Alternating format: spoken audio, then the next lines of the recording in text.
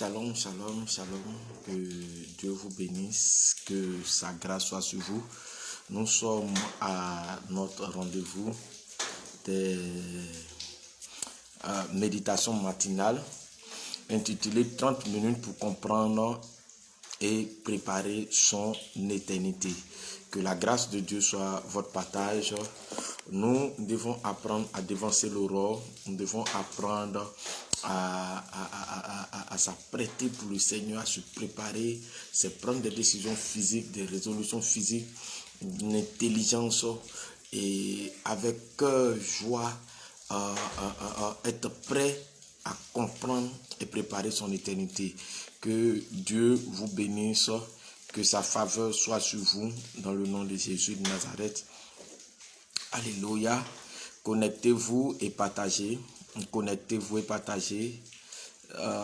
Passe un petit coup de fil à ton ami, à ton voisin et voilà, dis-lui qu'il est l'heure. Alléluia. À chaque moment, quelqu'un que tu aimes bien, qu'il y a une affinité, un rapprochement de vous. Ne manque pas de l'appeler déjà vers 4h, vers 5h, ce qui s'apprête pour se connecter et préparer son éternité. Que Dieu vous bénisse. Alléluia.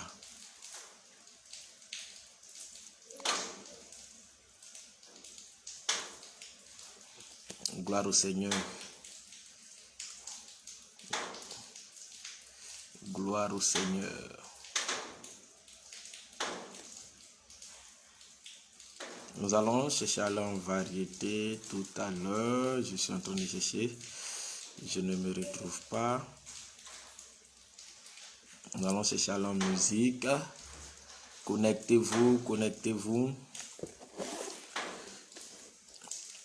Merci Jésus.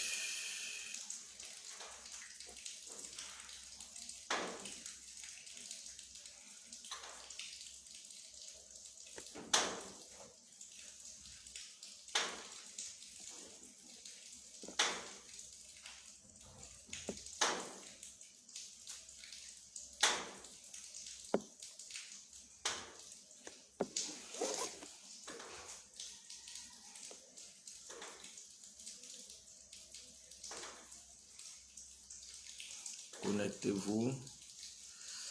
Merci Jésus.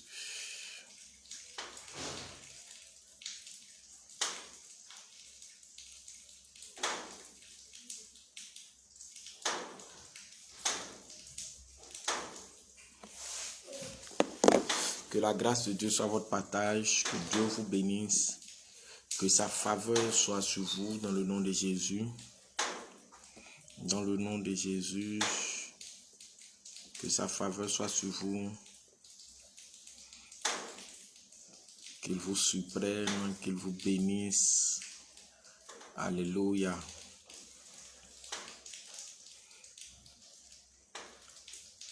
Alléluia.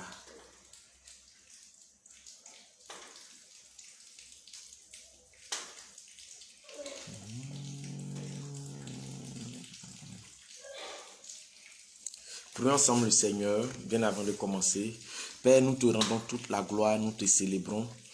Nous magnifions ton nom, nous te rendons toute exaltation, nous te célébrons, nous magnifions ton nom. Merci Père pour ta faveur, merci Père pour ta fidélité, merci Père pour ta grâce. Je veux élever ton nom, je veux te magnifier, je veux te célébrer. Je veux t'être infiniment reconnaissant. Reçois la gloire, reçois l'exaltation, reçois la magnificence, reçois l'honneur, reçois l'exaltation. Béni sois-tu, Père, pour ta faveur, ce moment que tu rends possible, que tu disposes. Merci Seigneur pour ton précieux amour, ta grâce dans notre vie. Nous voulons, mon Dieu Seigneur, faire comme Marthe choisit la bonne part. Et il est écrit, c'est cette bonne part qui ne nous sera pas imputée. Et cette bonne part, c'est de se mettre à tes pieds, aux pieds du Maître pour écouter. pour comprendre, afin de mieux préparer notre éternité. Alors Seigneur, ouvre notre intelligence, donne une intelligence renouvelée. Restons, donne-nous, oh Seigneur Jésus-Christ, un cœur bien disposé. Nous te rendons toute la gloire, louange, honneur, exaltation te reviennent dans le nom de Jésus de Nazareth. Amen. Que Dieu vous bénisse, que sa faveur soit sur vous. Alléluia. Que sa grâce soit sur vous dans le nom de Jésus. Je vous salue déjà tous. Ceux qui sont connectés, je vous salue. Ceux qui viendront se connecter, je vous salue. Que la main de Dieu soit sur vous. Et comme je le disais, ayez pour devoir d'inviter quelqu'un sur ce programme, à ce programme. C'est un programme d'évangélisation. Nous sommes à une année que Dieu, par son esprit, a dédiée à l'année missionnaire. Et dans cette année missionnaire, nous devons travailler à gagner les âmes pour le Seigneur, accomplir la mission pour le Seigneur. Alléluia. Donc, on passe un coup de fil à chaque moment, chaque semaine, entre le mardi de la semaine et le vendredi. Passe chaque jour un coup de fil à ton ami dès 4 heures qu'il se prépare ou 5 heures qu'il se prépare à 5h30 qu'il soit connecté. On fait l'œuvre d'un bon évangéliste afin que quelqu'un comme toi puisse comprendre et préparer son éternité. Que la bonne main de Dieu soit sur ta vie dans le nom de Jésus. Que Dieu te bénisse. Il est déjà 5h36. Je vais poursuivre le thème. Gloire au Seigneur. Comment préparer, comment comprendre et préparer son éternité, tout autour du thème le voyage pour l'éternité. Le voyage pour l'éternité, alléluia, le voyage pour l'éternité, effectivement, comme définition que hier j'ai donnée, c'est que lorsque nous voyageons,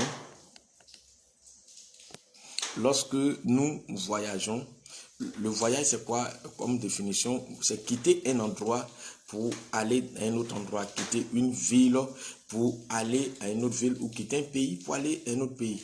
Le voyage, c'est le déplacement. C'est faire un mouvement vers un lieu. C'est pas un petit déplacement, parce que si je quitte ma maison pour aller au marché ou pour aller à mon travail, je me suis déplacé. Mais le voyage, c'est quitter un secteur bien défini pour rentrer dans un autre secteur. Comme on peut parler de ville en ville, j'ai voyagé, alléluia, de pays en pays, j'ai voyagé, alléluia. C'est ça le voyage. Mais notre thème nous parle d'un voyage du temps à rentrer dans le haut temps. Alléluia. L'éternité, c'est le haut temps. C'est le monde qui n'a ni commencement ni fin. Retenez cela. L'éternité est le monde qui n'a ni commencement ni fin. Alléluia. L'éternité, on ne peut pas dire que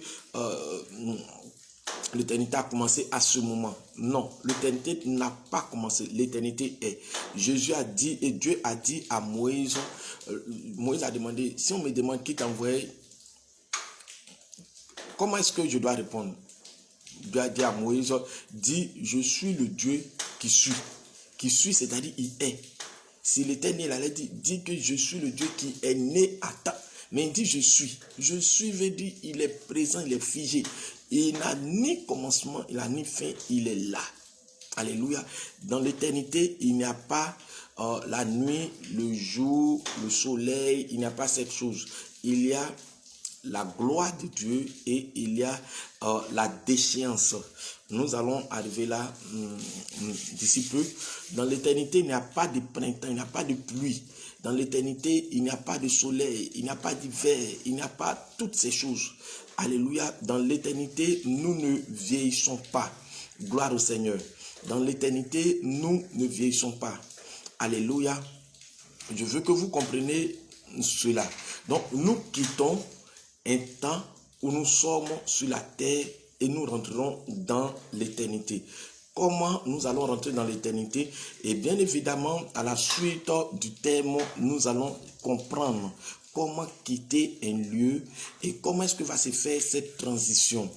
qu'est-ce que nous allons abandonner si c'était pour rentrer dans l'éternité? Nous allons étudier toutes ces choses-là avec précision biblique. Alléluia. Dans l'éternité, il y a deux voies. Il y a deux voies. Il y a deux voies dans l'éternité. Et l'éternité n'est pas seulement que la voie glorieuse auprès du Père. Il y a la voie il y a la voie de la perdition éternelle que nous appelons communément soit le séjour de mort, soit le feu, soit l'enfer, soit l'étang de feu. Et toutes ces choses sont réunies à une seule voie. Alléluia. Donc, en tant que chrétiens, nous devons faire très attention à ne pas prendre la voie de la perdition. Comment être sûr de préparer son éternité? Et bien évidemment, il faut prendre son ticket. Alléluia, c'est un voyage. Il faut prendre son ticket pour être sûr d'être sur la bonne voie. Il y a deux voies dans l'éternité pour être sûr d'être sur la bonne voie. Alléluia. Et emprunter le bon car, il faut prendre le bon ticket. Et le bon ticket ici est Jésus-Christ de Nazareth. Il faut le prendre, il faut l'avoir, il faut l'accepter, il faut le recevoir dans son cœur. Gloire au Seigneur. Ce sont des piles d'enseignements que l'enfant de Dieu doit chercher à comprendre. Alléluia. Et quand tu donnes ta vie à Christ, tu dois savoir quelque chose d'important. Ce n'est pas pour cette vie seulement que tu as donné ta vie au Seigneur. Alléluia. C'est bien évidemment dans cette vie et pour aussi l'éternité. Gloire au Seigneur. Nous pouvons aller déjà prendre notre Bible ensemble dans le 1 Corinthiens 15, verset 17. 1 Corinthiens 15, verset 17 à 23. Je suis toujours dans la parole, dans la version parole de vie. Alléluia. 1 Corinthiens 15. 1 Corinthiens 15, verset 17 à 23. Prends cela avec moi. 1 Corinthiens 15, excusez-moi. 1 Corinthiens 15, verset 17, à partir du verset 17. 1 Corinthiens 15, à partir du verset 17. L'apôtre Paul dit ici, et si le Christ ne s'est pas réveillé, et si le Christ ne s'est pas réveillé, de la mort, votre foi est vide et vous êtes encore dans vos péchés.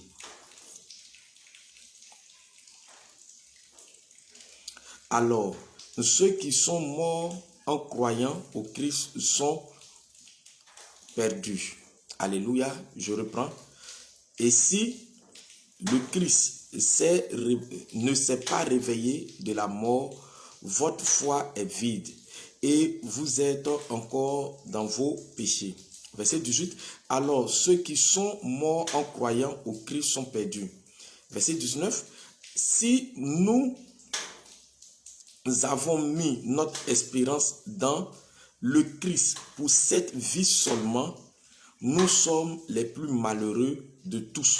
Écoutez le verset 19 et sa précision.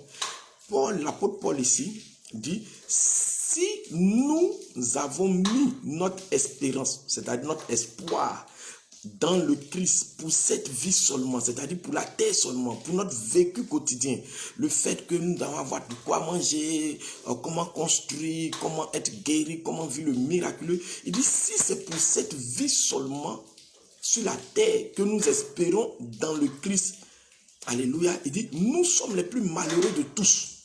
Alléluia. C'est-à-dire, notre espérance doit aller plus loin, en plus de la terre que nous avons accepté, en plus d'être sur la terre que nous avons accepté le Seigneur, notre espérance doit aller plus loin.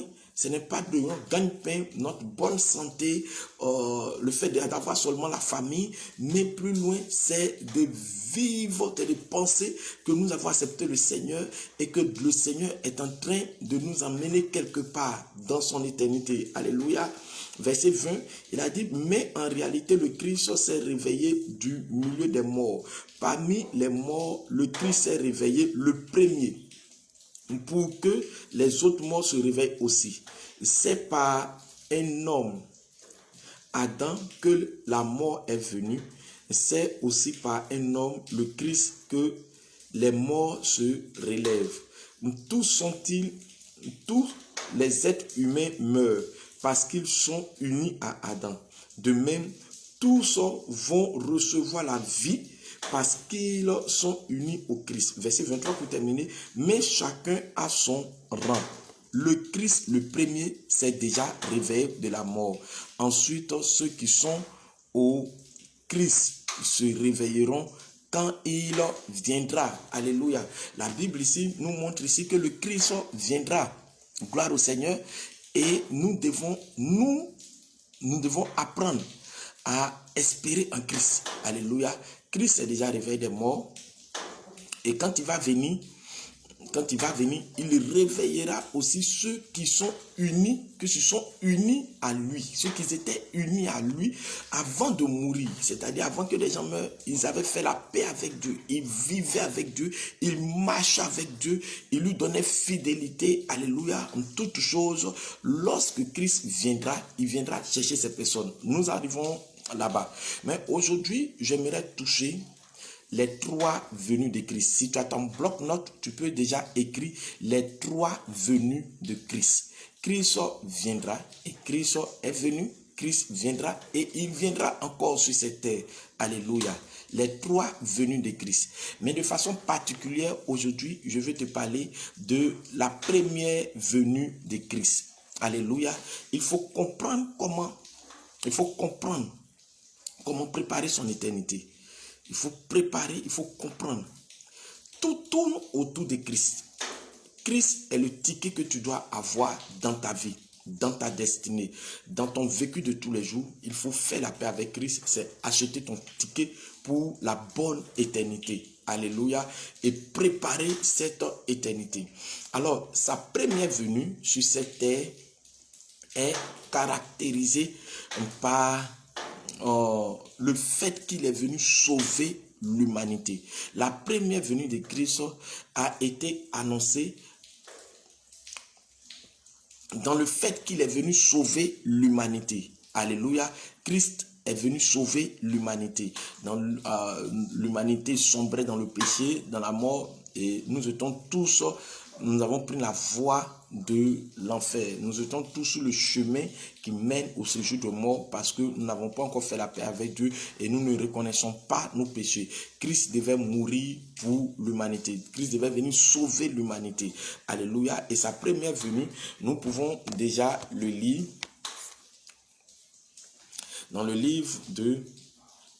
Je vais citer les caractéristiques. Pourquoi Christ est venu sur la terre?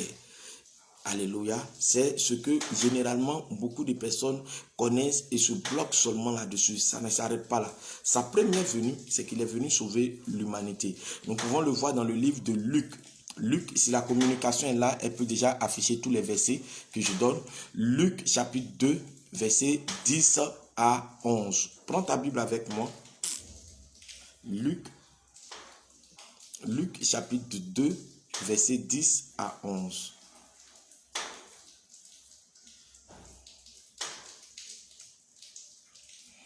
Luc chapitre 2, le verset 10 à 11. Luc chapitre 2, verset 10 à 11. La Bible dit, mais l'ange leur dit, il parle ici au berger qu'il a trouvé pendant la nuit qu'il veillait. La Bible dit, mais l'ange leur dit, ne craignez point, car je vous annonce une bonne nouvelle. Il dit, je vous annonce une bonne nouvelle qui sera pour tout le peuple un sujet de grande joie.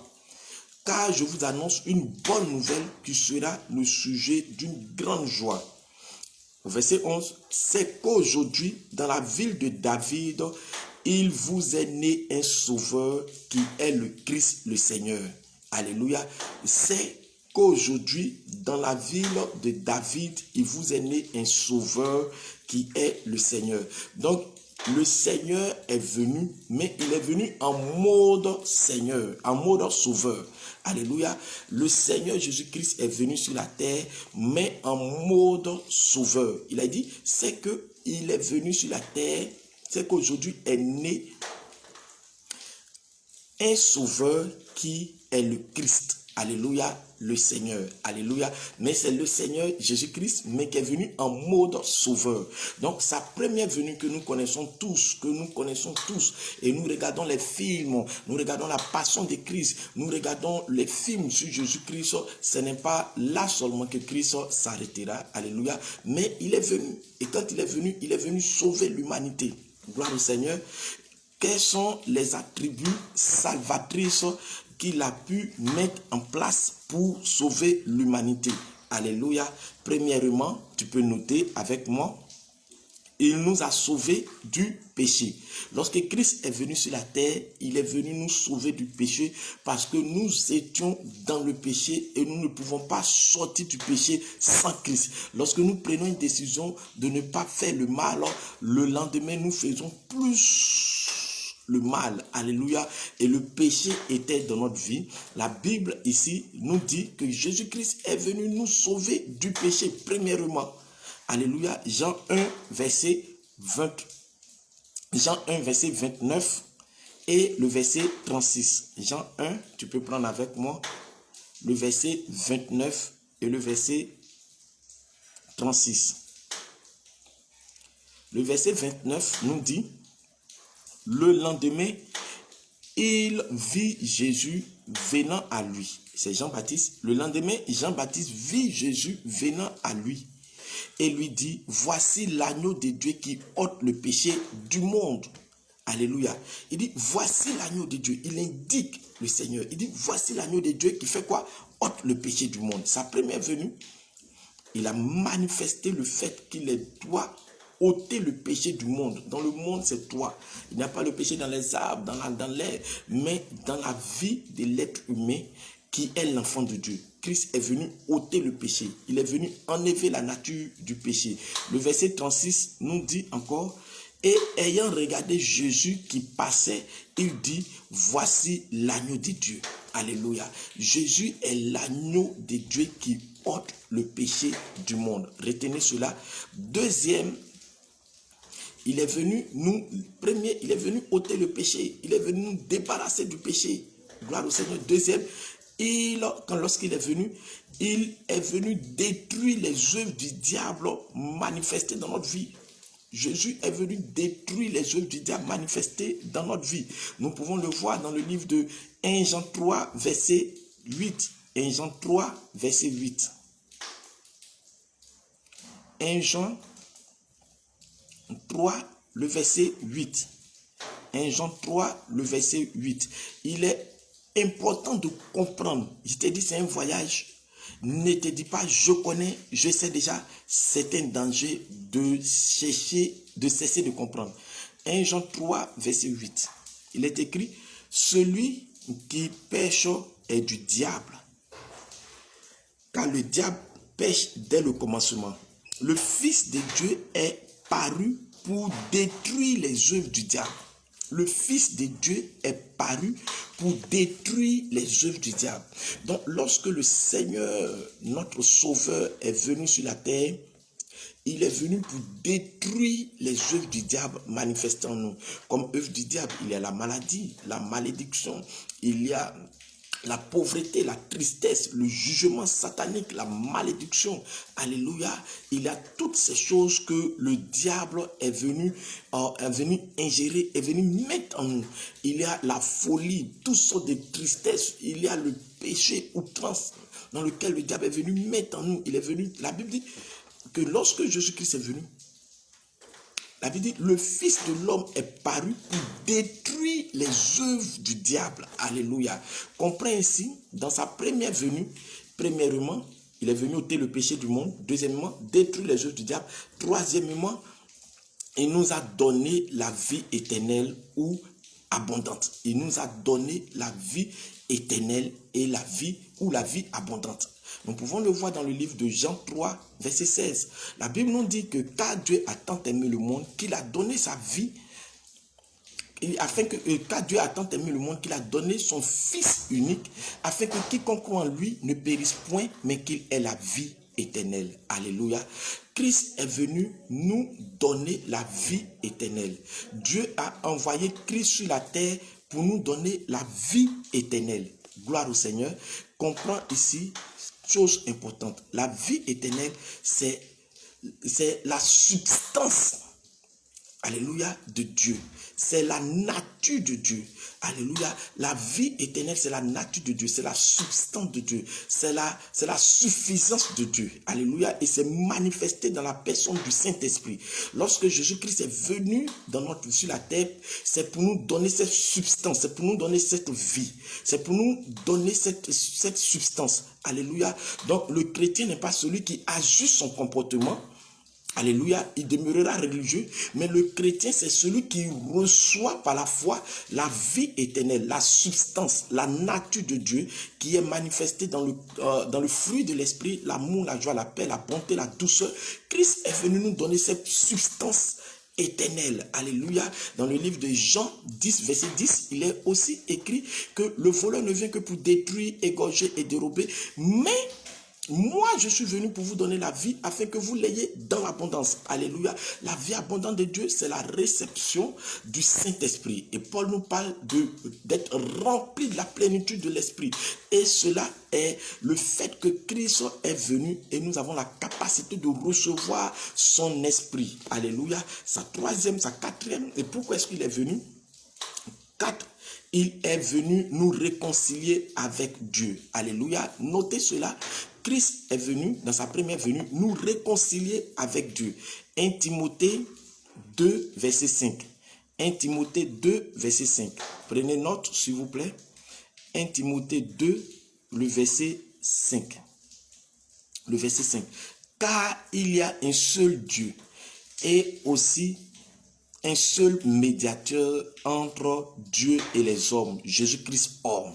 Il y a un seul Dieu et aussi un seul médiateur entre Dieu et les hommes, Jésus-Christ homme. C'est-à-dire, lorsqu'il était sur cette terre, il jouait le rôle d'un médiateur, celui qui allait nous réconcilier, écouter, renvoyer et créer la réconciliation, l'entente. Et cela s'est fait par Jésus-Christ. Waouh!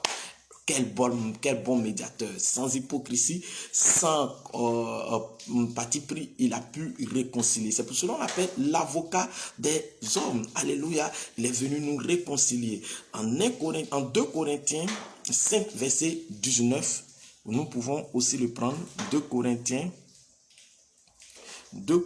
5, le verset 19, la Bible ici dit: car Dieu était en Christ, réconciliant le monde avec lui-même en n'imputant point aux hommes leurs offenses, et il a mis en nous la parole de réconciliation. Alléluia, il a mis en nous la parole de réconciliation. Nous sommes toujours dans la première venue de Christ. Alléluia, alléluia.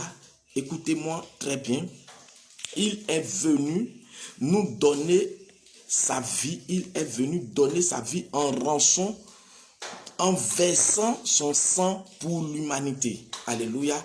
Il est venu donner sa vie en rançon en versant son sang pour l'humanité. Nous pouvons encore le lire dans le livre de 1 Timothée 2, versets 5 à 6.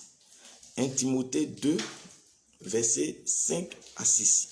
Il est écrit: car il y a un seul Dieu et aussi un seul médiateur entre Dieu et les hommes, Jésus-Christ homme. Verset 6, qui s'est donné lui-même en rançon pour tous. C'est là le témoignage rendu en son propre temps. C'est là le témoignage rendu en son propre temps. La Bible dit, il est venu donner lui-même sa vie en rançon pour tous. Dans sa première venue, il est venu pour sauver l'humanité. Retenez, la première venue de notre Seigneur Jésus-Christ, il ne s'est pas manifesté en mode seigneurie, il s'est manifesté en mode salvatrice, c'est-à-dire salvateur. Il est venu sauver, il est venu donner sa vie en rançon, il a versé de son sang. Nous pouvons aussi le lire dans le livre de Marc chapitre 10, verset 45. Marc chapitre 10, le verset 45, car le Fils de l'homme est venu non pour être servi, mais pour servir et donner sa vie comme la rançon de plusieurs. Il est venu donner sa vie comme la rançon de plusieurs. Alléluia. Il est venu donner sa vie. Rançon, il est venu donner. Il est venu verser son sang. A-t-il reçu sa mission? Effectivement, il a reçu sa mission parce qu'il a crié à la croix de Golgotha, la croix du Calvaire, dans le livre de Jean 19, verset 30, tout est accompli. Il a accompli sa première mission et il est monté au ciel avec bravoure. Il a réussi. Il n'a ni péché lorsqu'il était venu sur la terre. Il a réussi sa mission salvatrice lorsqu'il devait venir sur la terre. Alléluia. Il y a sa deuxième venue lorsqu'il doit venir, et c'est ce que nous attendons en tant que chrétiens. Nous attendons en tant qu'enfants de Dieu la deuxième venue de Christ. Alléluia. Quand il viendra, est-ce qu'il viendra encore mourir? Est-ce qu'il viendra être maltraité? Non. Je veux t'inviter à faire la paix avec Dieu en lui donnant, ta vie à Jésus-Christ, parce que jusqu'à présent, il te tend les mains. Donne-lui ta vie, accepte-le comme Seigneur et Sauveur, laisse-le gouverner sur ta vie, va dans une église, apprends dans les voies de Dieu, agrandis dans les voies de Dieu et attends-toi à sa deuxième venue. Demain, par la grâce de Dieu, nous toucherons la deuxième venue de Christ. Et qu'est-ce qui va caractériser sa deuxième venue? C'est l'espérance du chrétien. Alléluia, que Dieu vous bénisse, que sa grâce soit sur vous, que sa faveur soit sur vous et très bonne journée. Donnez votre vie au Seigneur, partagez cette vidéo, partagez, incitez vos familles à réécouter, à comprendre pourquoi Christ est venu sur la terre et pourquoi est-ce qu'il doit leur donner la vie. Il est prêt à les délivrer, il est prêt à vous guérir, il est prêt à vous libérer, il est prêt à vous réconcilier avec Dieu et va vous accorder sa vie éternelle. Quelle bénédiction en acceptant Jésus. Soyez bénis et passez une très bonne journée dans les voies du Seigneur. Je vous embrasse et je vous serre dans mon cœur. Que Dieu vous bénisse au nom de Jésus de Nazareth. Amen.